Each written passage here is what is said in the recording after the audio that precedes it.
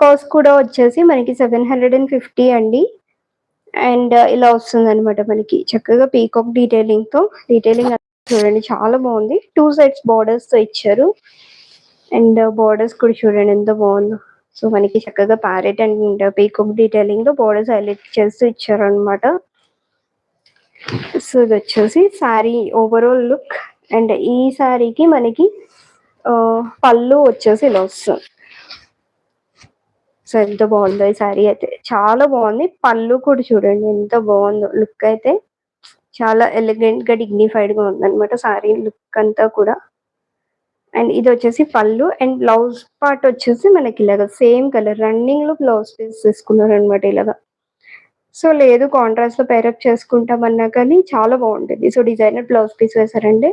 Sari look అయితే చాలా బాగుంటుంది.